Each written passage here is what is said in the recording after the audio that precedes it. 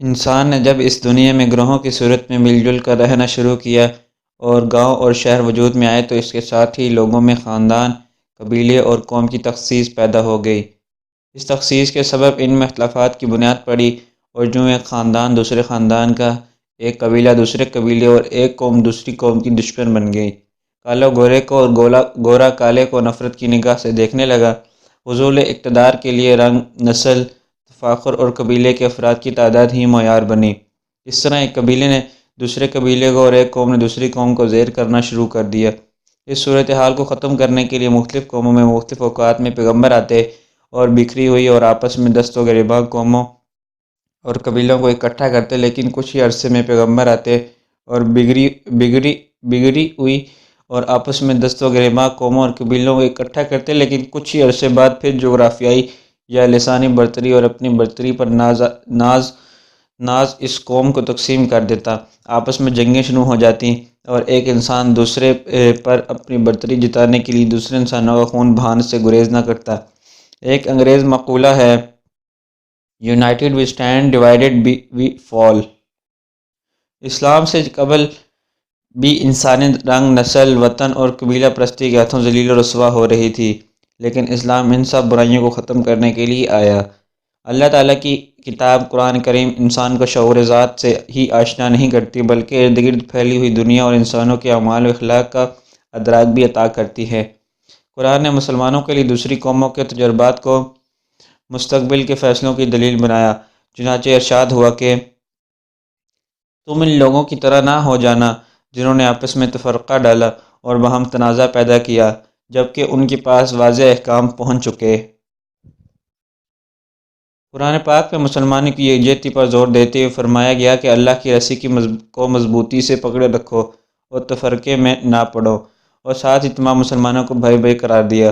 آن حضرت صلی اللہ علیہ وسلم کا آخری خطبہ قرآن حکیم کی تعلیمات کی روح اور نچوڑ ہے کہ کسی گورے کو کالے اور کسی کالے کو گورے پر، عربی کو اجمی اور اجمی کو عربی پر فوقیت حاصل نہیں۔ سب مسلمان آپس میں بھائی بھائی ہیں اور سب سے افضل وہی ہے جس کے اعمال اچھے ہیں۔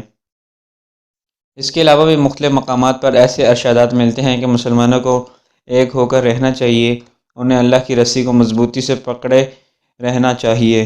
انہیں ایک دیوار پر یا عمارت سے بھی تشبیہ دی گئی ہے جس سے اینٹ دوسری اینٹ کو مضبوط کرتی جاتی ہے، اور اس طرح جو عمارت تعمیر ہوتی ہے وہ ناقابل تسخیر پیدا ہوتی ہے۔ اور دراصل اسلامی اتحاد کی بنیاد کلمہ طیبہ پر ہے۔ کلمہ طیبہ کو پڑھنے والے مسلمان دنیا کے کسی بھی حصے میں ہوں، کسی بھی رنگ، نسل یا قبیلے سے تعلق رکھتے ہوں، مسلمان ہونے کے باعث آپس میں بھائی بھائی ہیں اور ایک قوم یعنی مسلمان ہیں۔ گویا مسلمان قومیت کی بنیاد مذہب پر ہے۔ قوم مذہب سے ہے، مذہب جو نہیں تم بھی نہیں، جذب باہم جو نہیں محفل انجم بھی نہیں۔ مسلمانوں کی تاریخ گواہ ہے کہ جب انہوں نے اللہ اور اس کے رسول صلی اللہ علیہ وسلم کے بنائے ہوئے اس سنہری اصول کو پیش نظر رکھ کر اس پر عمل کیا تو پوری دنیا میں مسلمانوں کا عروج اپنی مثال آپ بن گیا۔ ساری دنیا میں ان کے نام کا ڈنڈا بجنے لگا۔ مسلمانوں اتفاق و اتحاد کے سنہرے اصول کو پیش نظر رکھتے ہوئے 1400 سال قبل وقت کی عظیم ترین و طاقتور حکومتوں کو اپنے پاؤں تلے رون ڈالا۔ اسلامی فتوحات کا دائرہ اس قدر وسیع ہوا کہ ایک صدی کے اندر مسلمان اگر ایک طرف سندھ اور ہند کے دروازے پر دستک دے رہے تھے اور دوسری طرف سرزمین چین کو پامال کر چکے تھے، تیسری طرف افریقہ کے تپتے ہوئے صحراؤں سے گزر کر اندلس کی سرزمین عبور کر کے فرانس تک پہنچ چکے تھے۔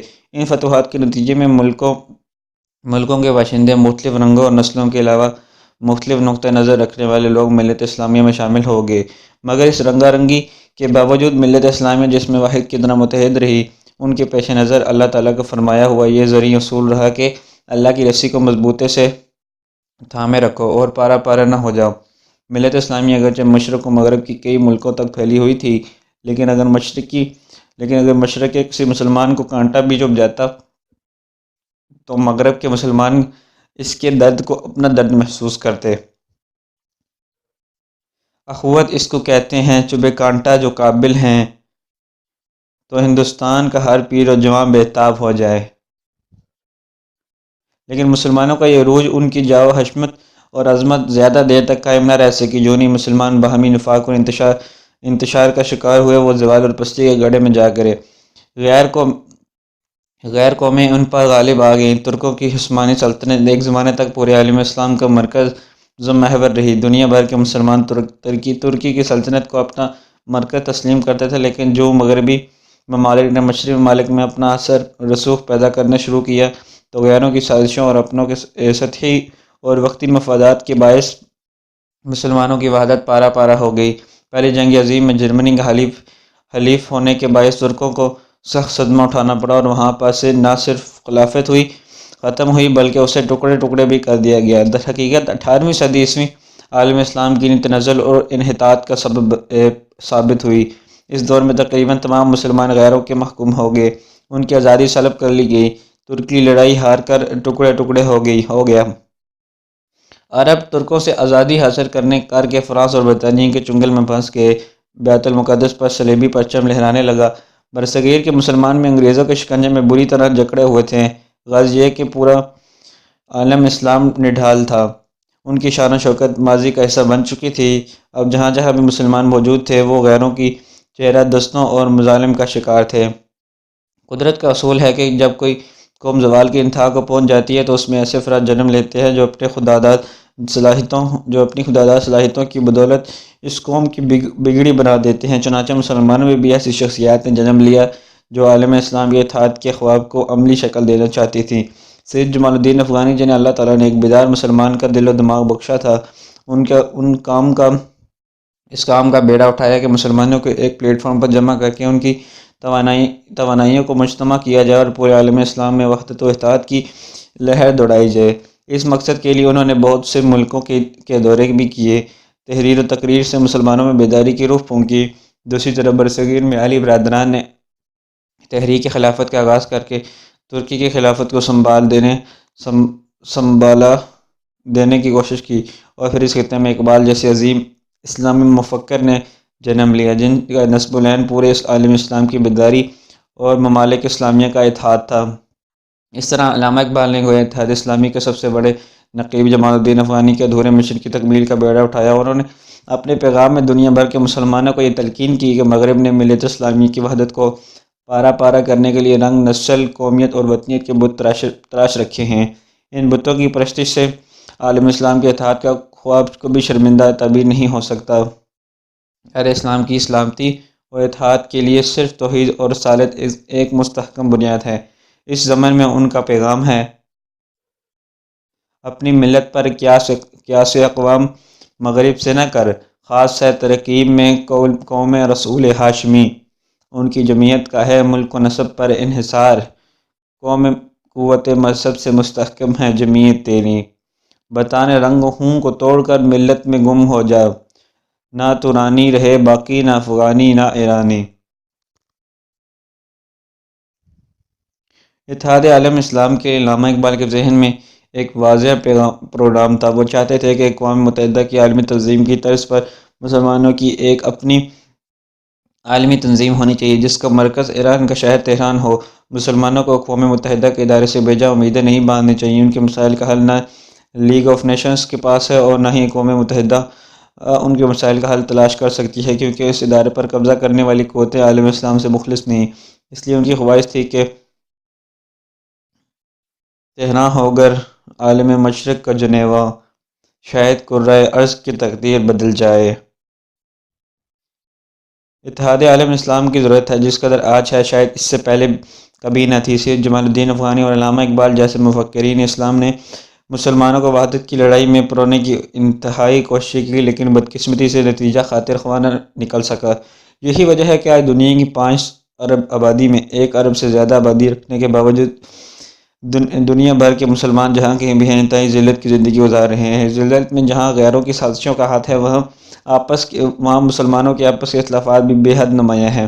ایک دور میں مصر کے جمال عبد الناصر نے قومیت کی بنیاد زبان پر رکھنے کے لیے عربی بولنے والے عربی ممالک کا بلاک قائم کرنے کی کوشش کی، لیکن اسرائیل سے جنگ کر کے اپنے بہت سے علاقوں سے ہاتھ دھو بیٹھے۔ ایران، عراق دونوں اسلامی ممالک ہیں۔ دونوں میں ایک طویل عرصے تک جنگ جاری رہی جس میں دونوں کا بھاری نقصان ہوا۔ بڑی طاقتوں نے دونوں کو ایک جنگ میں کچھ ایسا الجھایا کہ دونوں اپنے اپنے وسائل اور آمدنی اسلحہ خریدنے پر خرچ کرتے رہے اور عالم کے لیے تماشا بنے رہے۔ شام اور لیبیا میں کافی عرصہ کشمکش رہی۔ سعودی عرب اور ایران کی آویزش نے بھی مسلم امت کو بہت نقصان پہنچایا۔ مسلمانوں کی باہمی کشمکش کا نتیجہ ہے کہ اسرائیل نے امریکہ کی شہر پر مشرقی وسطیٰ کا امن و امان برباد کر رکھا ہے اور مسلمان ممالک اس کا کچھ بھی نہیں بگاڑ سکتے۔ قبلہ اول بیت المقدس کئی سال سے یہودیوں کے قبضے میں ہے۔ کشمیر کا مسلمان بھارتی فوجیوں کے ہاتھوں خاک و خون میں مل رہا ہے، لیکن پاکستان کشمیریوں کی صرف اخلاقی مدد ہی کا دعویٰ کر سکتا ہے۔ افغانستان کو پہلے روس نے طاقت و تاراج کیا اور اب یہی کچھ امریکہ کر رہا ہے۔ عراق میں بھی نہ صرف تباہی و بربادی ہو رہی ہے بلکہ مقامات مقدسہ کی بے حرمتی بھی ہو رہی ہے، لیکن پوری دنیا کے مسلمان مجبور ہونے کے باعث خاموش ہیں۔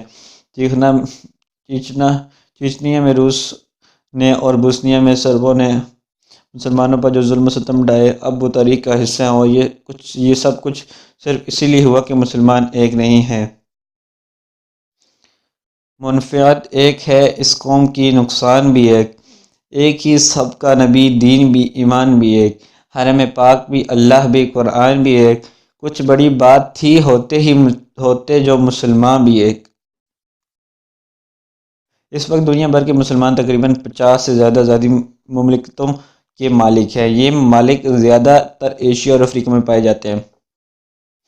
افریقہ میں واقع ہیں، اس لیے ان کے اتحاد کی علاقائی بنیادیں بھی ایک ہیں۔ ایشیا اور افریقہ یورپ کی غلامی کا ستم سہ چکے ہیں۔